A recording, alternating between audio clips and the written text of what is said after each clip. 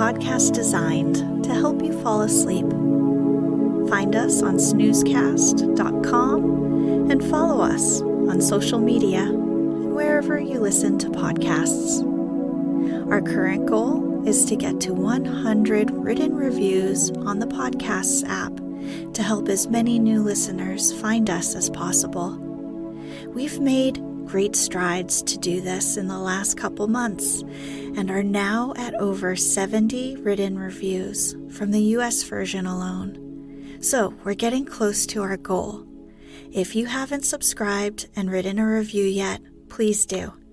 Thank you to everyone who's taken the time to do so already. Please know that we read every single review, and it makes us so happy to know we are helping you get to sleep. This episode is supported by your own handiwork. Tonight, by listener request, we'll be reading the second part to the 1813 romantic novel of manners, Pride and Prejudice, written by Jane Austen.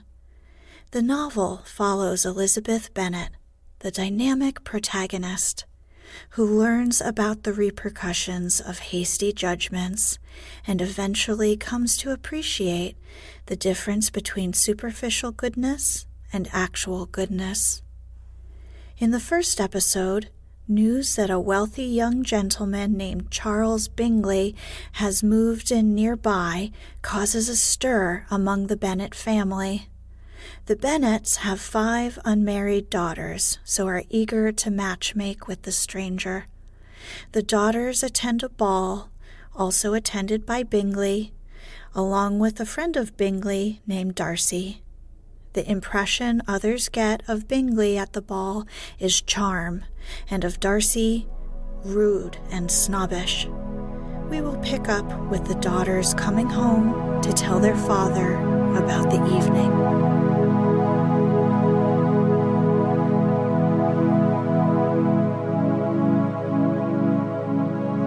Let's get cozy. Close your eyes. Relax your body into the softness of your bed. Now, take a few deep breaths. The evening altogether passed off pleasantly to the whole family. Mrs. Bennet had seen her eldest daughter much admired by the Netherfield party. Mr. Bingley had danced with her twice, and she had been distinguished by his sisters. Jane was as much gratified by this as her mother could be, though in a quieter way. Elizabeth felt Jane's pleasure. Mary had heard herself mentioned to Miss Bingley as the most accomplished girl in the neighborhood, and Catherine and Lydia had been fortunate enough never to be without partners, which was all that they had yet learnt to care for at a ball. They returned, therefore, in good spirits to Longbourn, the village where they lived, and of which they were the principal inhabitants. They found Mr. Bennet still up. With a book he was regardless of time, and on the present occasion he had a good deal of curiosity as to the event of an evening which had raised such splendid expectations. He had rather hoped that his wife's views on the stranger would be disappointed, but he soon found out that he had a different story to hear. "Oh, my dear Mr. Bennet," as she entered the room, "we have had a most delightful evening, a most excellent ball. I wish you had been there. Jane was so admired, nothing could be like it. Everybody said how well she looked, and Mr. Bingley thought her quite beautiful, and danced with her twice. Only think of that, my dear. He actually danced with her twice, and she was the only creature in the room that he asked a second time. First of all, he asked Miss Lucas. I was so vexed to see him stand up with her. But, however, he did not admire her at all. Indeed, nobody can, you know. And he seemed quite struck with Jane as she was going down the dance. So he inquired who she was and got introduced, and asked her for the next two. Then the 2/3 he danced with Miss King, and the 2/4 with Maria Lucas, and the 2/5 with Jane again, and the 2/6 with Lizzie, and the Bullinger. If he had had any compassion for me, cried her husband impatiently, he would have not danced half so much. For God's sake, say no more of his partners. Oh, that he had sprained his ankle in the first dance. Oh, my dear, I am quite delighted with him. He is so excessively handsome, and his sisters are charming women. I never in my life saw anything more elegant than their dresses. I dare say the lace upon Mrs. Hurst's gown—" Here she was interrupted again. Mr. Bennet protested against any description of finery. She was therefore obliged to seek another branch of the subject, and related, with much bitterness of spirit and some exaggeration, the shocking rudeness of Mr.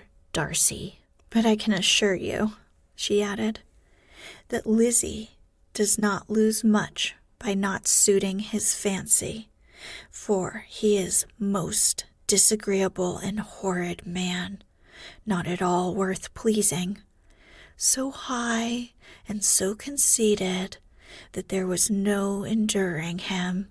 He walked here and he walked there, fancying himself so very great, not handsome enough to dance with. I wish you had been there, my dear, to have given him one of your set-downs. I quite detest the man." Chapter 4. When Jane and Elizabeth were alone, the former, who had been cautious in her praise of Mr. Bingley before, expressed to her sister just how very much she admired him. "He is just what a young man ought to be," said she. "Sensible, good-humored, lively, and I never saw such happy manners, so much ease, with such perfect good breeding." "He is also handsome," replied Elizabeth, "which a young man ought likewise to be, if he possibly can. His character is thereby complete." "I was very much flattered by his asking me to dance a second time. I did not expect such a compliment." "Did not you? I did for you. But that is one great difference between us. Compliments always take you by surprise, and me, never. What could be more natural than his asking you again? He could not help seeing that you were about 5 times as pretty as every other woman in the room. No thanks to his gallantry for that. Well, he certainly is very agreeable, and I give you leave to like him. You have liked many a stupider person. Dear Lizzie! Oh, you are a great deal too apt, you know, to like people in general, You never see a fault in anybody. All the world are good and agreeable in your eyes. I never heard you speak ill of a human being in your life. I would not wish to be hasty in censoring anyone, but I always speak what I think. I know you do, and it is that which makes the wonder. With your good sense, to be so honestly blind to the follies and nonsense of others. Affectation of candor is common enough. One meets with it everywhere.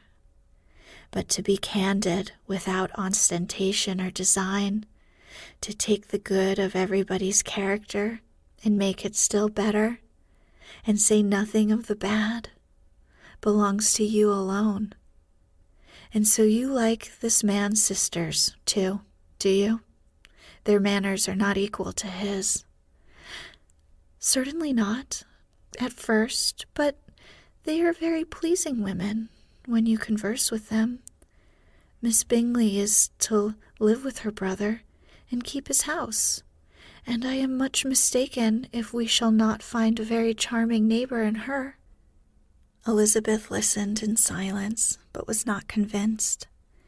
Their behavior at the assembly had not been calculated to please in general, and with more quickness of observation and less pliancy of temper than her sister, and with a judgment too unassailed by any attention to herself, she was very little disposed to approve them. They were, in fact, very fine ladies, not deficient in good humor when they were pleased, nor in the power of making themselves agreeable when they chose it, but proud and conceited. They were rather handsome, had been educated in one of the first private seminaries in town, had a fortune of £20,000, were in the habit of spending more than they ought, and of associating with people of rank, and were therefore, in every respect, entitled to think well of themselves, and meanly of others. They were of a respectable family in the north of England, a circumstance more deeply impressed on their memories than that their brother's fortune and their own had been acquired by trade. Mr. Bingley inherited property to the amount of nearly £100,000 from his father, who had intended to purchase an estate, but did not live to do it. Mr. Bingley intended it likewise, and sometimes made choice of his county.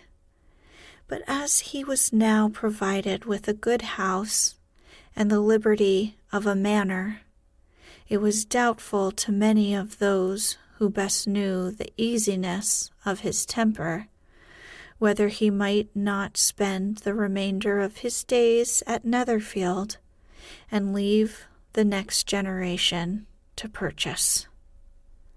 His sisters were anxious for his having an estate of his own, but, though he was now only established as a tenant, Miss Bingley was by no means unwilling to preside at his table, nor was Mrs. Hurst, who had married a man of more fashion than fortune, less disposed to consider his house as her home when it suited her.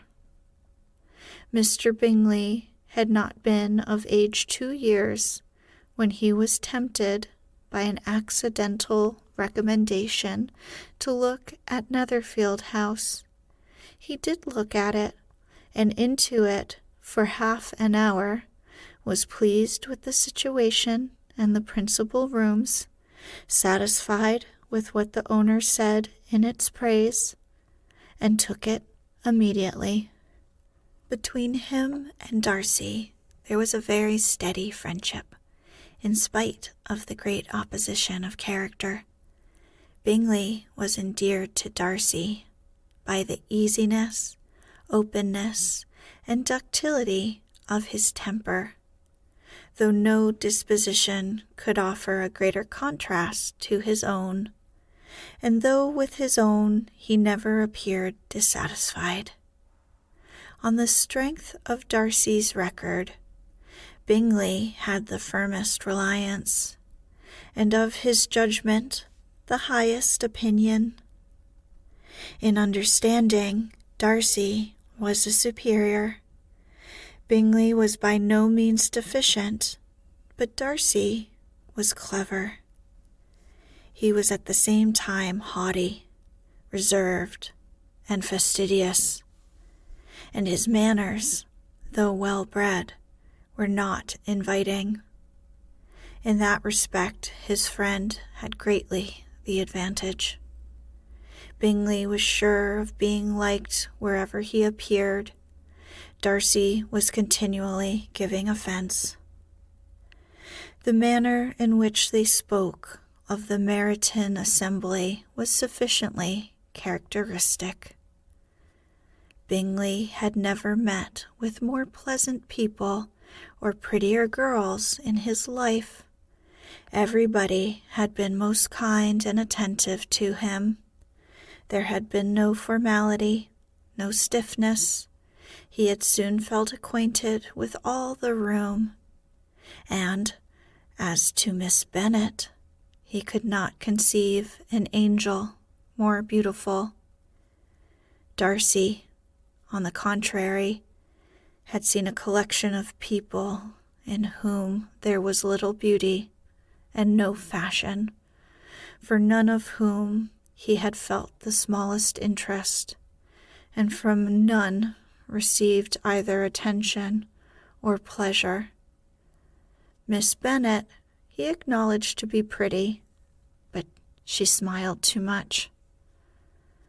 Mrs. Hurst and her sister allowed it to be so, but still they admired her and liked her, and pronounced her to be a sweet girl, and one whom they would not object to know more of. Miss Bennet was therefore established as a sweet girl, and their brother felt authorized by such commendation to think of her as he chose. Within a short walk of Longbourn lived a family with whom the Bennets were particularly intimate. Sir William Lucas had been formerly in trade in Meryton, where he had made a tolerable fortune, and risen to the honor of knighthood by an address to the king during his mayoralty. The distinction had perhaps been felt too strongly. It had given him a disgust to his business and to his residence in a small market town, and in quitting them both, he had removed with his family to a house about a mile from Meryton, denominated from that period Lucas Lodge, where he could think with pleasure of his own importance, and, unshackled by business, occupy himself solely in being civil to all the world. For, though elated by his rank, it did not render him supercilious. On the contrary, he was all attention to everybody, by nature inoffensive, friendly, and obliging. His presentation at St. James had made him courteous. Lady Lucas was a very good kind of woman, not too clever to be a valuable neighbor to Mrs. Bennet. They had several children.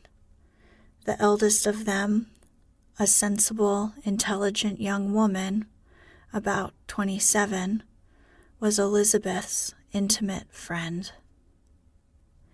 that the Miss Lucases and the Miss Bennets should meet to talk over a ball was absolutely necessary, and the morning after the assembly brought the former to Longbourn to hear and to communicate.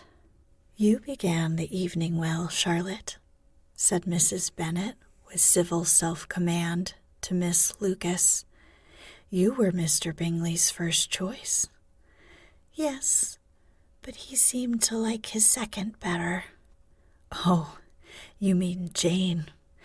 I suppose because he danced with her twice.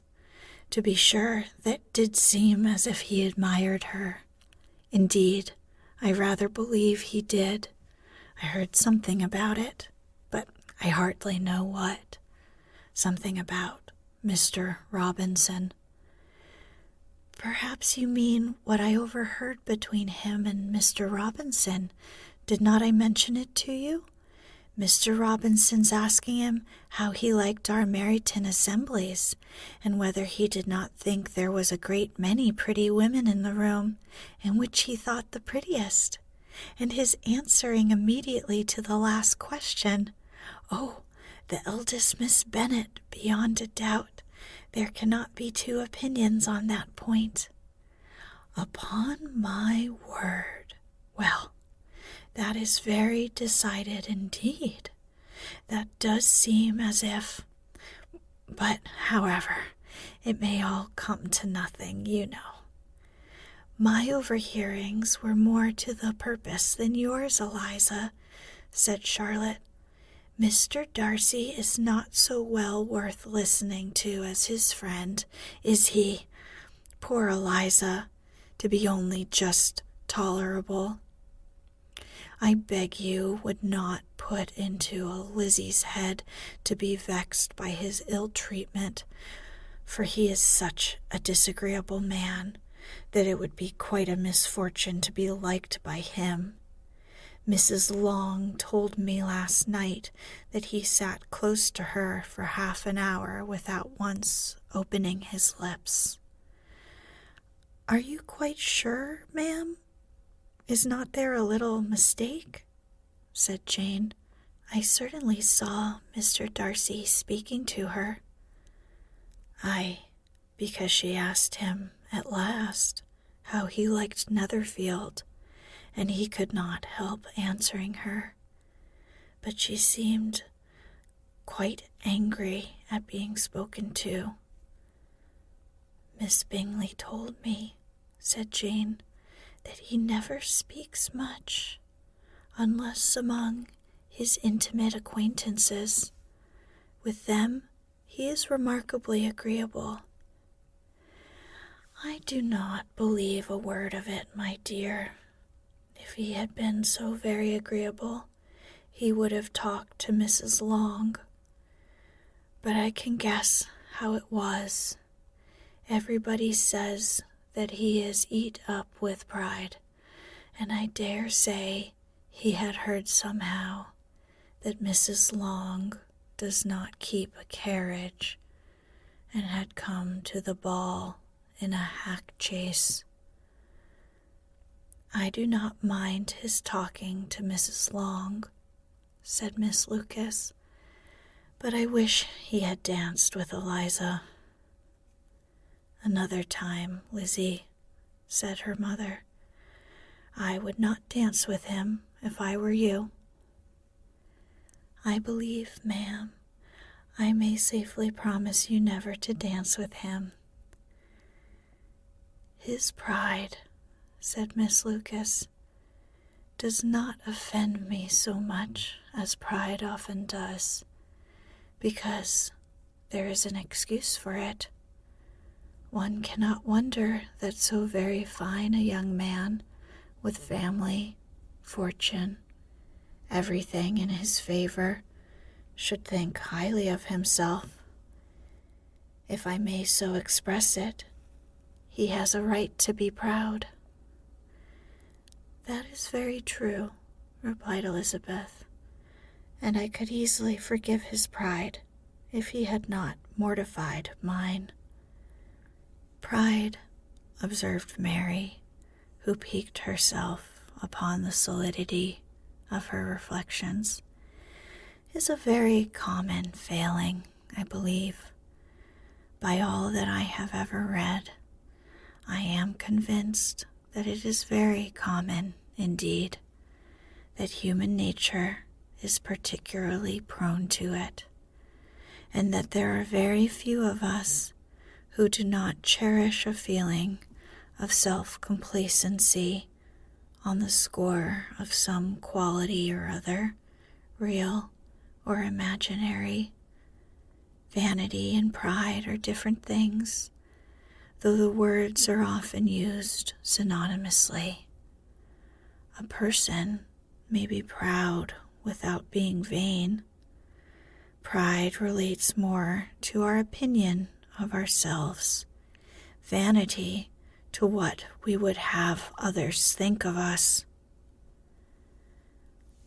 If I were as rich as Mr. Darcy, cried a young Lucas, who came with his sisters, I should not care how proud I was.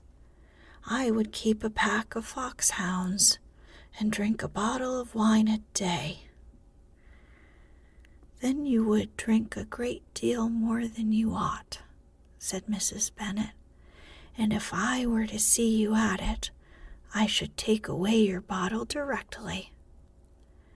The boy protested that she should not. She continued to declare that she would, and the argument ended only with the visit. Chapter 6. The ladies of Longbourn soon waited on those of Netherfield. The visit was soon returned in due form. Miss Bennet's pleasing manners grew on the goodwill of Mrs. Hurst and Miss Bingley, and though the mother was found to be intolerable, and the younger sisters not worth speaking to, a wish of being better acquainted with them was expressed towards the two eldest. By Jane, this attention was received with the greatest pleasure, but Elizabeth still saw superciliousness in their treatment of everybody, hardly excepting even her sister, and could not like them, though their kindness to Jane, such as it was, had a value as arising in all probability from the influence of their brother's admiration.